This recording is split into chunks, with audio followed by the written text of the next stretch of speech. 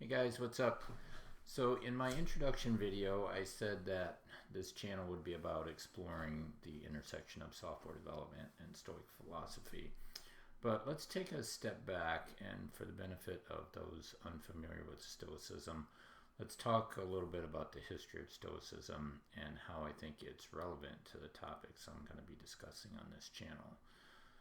So early schools of philosophy are generally categorized relative to Socrates. So you have your pre-Socratic schools and then your post-Socratic schools.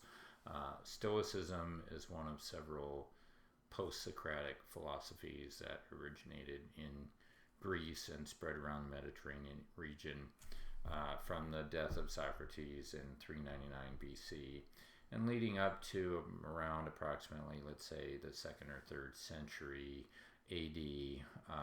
After that, Christianity started to become widely spread throughout that region and kind of in a lot of ways started to supplant these philosophic schools. Some of the other major philosophic schools you may recognize by their common English names without realizing that they're names of philosophic schools, namely skepticism and cynicism. Another one is Epicureanism, that in many ways Epicureanism kind of contradicts Stoicism in some ways, but it also complements Stoicism. You find that a lot with these schools of philosophy, that they kind of build off of each other and they kind of add color commentary to each other and contradict each other in some areas. They're not altogether like entirely different from each other. So let's focus on Stoicism. So Stoicism was founded by Zeno of Citium in the 3rd century BC after he lost his life fortune in a shipwreck. And so Stoics divide their principles into 3 areas of life. The first is logic, used as a way to determine if your perceptions of the world are correct. So it's a lot around perception and using logic. And then physics, which is a way to understand the natural world and to be able to make contact with the natural world using reason, be able to reason things out. The belief that the natural world was rational in nature and could be figured out by reason. And then ethics, which was the study of how to live one's life. So, it's an ancient philosophy, so it comes with a little bit of weird stuff too. I don't necessarily believe in all of it. I'd say that my worldview today, let's call it a modern brand of Stoicism. It's a practical and pragmatic framework for navigating the world and making decisions that's grounded in naturalism. It's fully informed by modern science, and it's inspired by the best principles from Stoicism and mindfulness. Some of the well-known philosophers that you may recognize the names of are Seneca, Epictetus, and the Roman Emperor Marcus Aurelius, who you may recognize from being featured prominently in the beginning of the 2000 movie Gladiator, which of course starred Russell Crowe as the main character Maximus, and the part of Marcus Aurelius was played by the actor Richard Harris. Stoicism today is experiencing, I guess we could say it's experiencing a bit of a renaissance in the last few years, partly because of its close association with mindfulness meditation practices. And mindfulness meditation right now is very, very big in Silicon Valley, so it tends to get a lot of attention. In fact, that's how I became interested in Stoicism. I was introduced to mindfulness meditation a few years ago, and in the course of learning more about that practice, I discovered Stoicism and started to read more about it. So a couple popular authors today that feature Stoicism heavily in their writings are Ryan Holiday, with his books, The Daily Stoic, which is also co-written by Stephen Hanselman, and Ryan's other books, The Obstacle is the Way, The Ego is the Enemy, and his latest book, Stillness is the Key. The Daily Stoic, which I do have and try to read regularly, is similar in nature to, let's say, like a 365-day Bible, like a through the Bible in a year kind of thing, where different topics of Stoicism are divided up into daily readings, one for each day of the year. And I'll be using the Daily Stoic as the basis for some of my future videos. So if you want to follow this channel regularly, you might want to pick up a copy of that book. Another author that uses Stoicism a lot lately that you've probably heard of is Tim Ferriss. He's the author of The 4-Hour Workweek, Tribe of Mentors, and several other books and podcasts. And interestingly enough, Ryan Holiday and Tim Ferriss both live in Austin, Texas, where I just moved to. So who knows? Maybe I'll bump into them someday.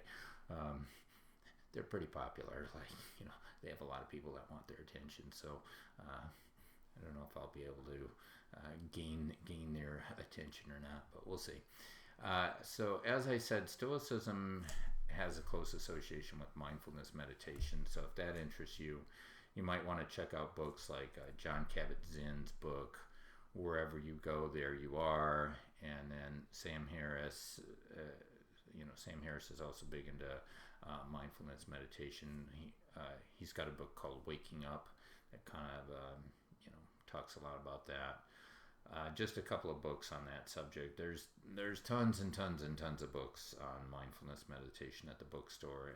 In fact, it can be a little bit overwhelming as to what book to focus on. Stoicism, by contrast, seems to be, aside from Ryan Holiday and Tim Ferriss, not as well written about. Partly, I think, because Stoicism tends to be misunderstood. It's thought of as a negative and pessimistic worldview that involves stuffing your emotions. And so these are misunderstandings of Stoicism, and we'll be digging into a lot of that kind of stuff in future videos. Some of the practices of Stoicism that really resonate with me are, we'll talk more about these things too. So negative visualization, the idea that you think about things that might that you're either fearful of or anxious over, and then you visualize that happening. And the reason why you do that is to kind of remove the fear of it and to prepare yourself mentally for if that were to happen in the future. Another one is a little bit weird sounding too, practicing poverty. The idea is that you kind of purposely deny yourself, at least temporarily, modern conveniences and things like that. Again, it's really about removing the fear of, let's say, economic uncertainty and that kind of thing. Sort of reassuring yourself that you're going to be okay, if things don't work out in your career or whatever. Self-reflection and journaling, they kind of have they encourage a practice of reflecting at the end of every day and then keeping a journal. I am keeping a journal. I'll be talking a little bit about my journaling practices in some future videos. Examining and letting go of your attachments, I think, is another area that Stoicism really encourages. And so for me, that meant like letting go of, these youthful desires for exotic cars and mansions, and also egotistical attachments to, I don't know, expecting to have rose petals thrown at my feet at work or something like that, right?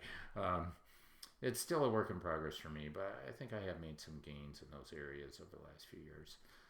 And then practicing acceptance, learning to accept the present situation as it is and not as we would have it to be.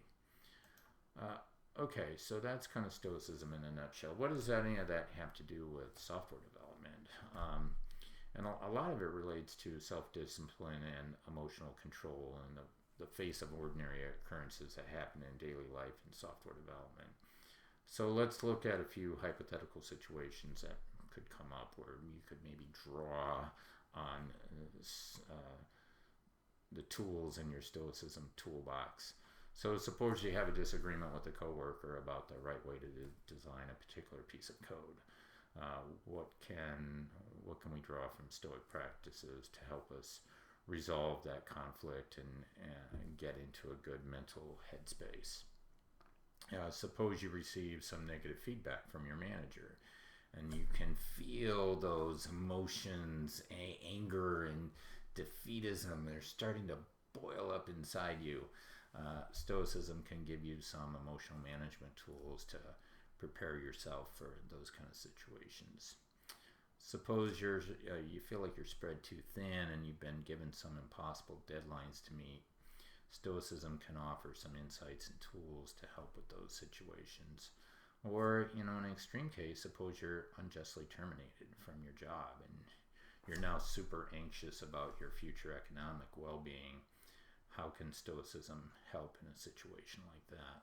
And yes, there are obviously there's limits to Stoicism too. It's not a magic, quick fix, easy button that you can just press. And in fact, Stoicism would probably be the complete opposite of an easy button. Stoicism really preaches a practice of self-discipline and hard work and preparation, and that flies in the face, I think, of our modern world where we're kind of like led to believe that there are these quick fixes and that we can somehow avoid the hard work. This instant gratification, consumer-driven, materially obsessed world that we're bombarded with all the time by the media. There's a saying in Stoicism that I really love a lot. It says, the more you sweat in peacetime, the less you bleed in wartime. Man, I love that. Maybe that's the best way to describe this channel in a nutshell. We'll be doing a lot of peacetime sweating, preparing ourselves for the inevitable curveballs that come our way as we do our jobs. And screw this instant gratification culture. Take a pill to fix it all culture that we live in. Now, okay, maybe some people really do need antidepressants and all that other stuff, but I think it's things like that tend to be overdiagnosed, and antidepressants are overprescribed, I think. We'll be talking about some of that too in the future. This is a big point of contention that my wife and I actively discuss in our relationship. But screw the pills. Like, do the work, right? Do the work. That's what Stoicism is about. This channel is about doing the work. But do it when you're stable. Do it when you have a job, when you've got your rent paid. Now everything's in turmoil with this coronavirus thing. We'll let this settle down, okay? But work on yourself when you're not in crisis is the idea. If you just lost your job and you don't have any savings and you're 2 months away from being evicted, well, yeah, that sucks. So that's probably not a good time to be, developing new emotional management skills. When you kind of like got this immediate crisis on your hands. If you're in a situation like that, then you just kind of need to do whatever you need to do to right the ship and cut your expenses and find a new job and reestablish your income source and all of that. So sure, but after things get back to normal, right? Like, you have a job and you're stable and you can kind of get yourself in a good space, then that's when you want to be, really working on yourself, preparing yourself, so that when, the next time a crisis happens, either whether it's a global thing like pandemic or the next time you get laid off at your job or something like that, so that you're ready for the next crisis. So again, the more you sweat in peacetime, the less you bleed in wartime. I love that. All right, so stay tuned and we'll start digging into some of these things. Thanks.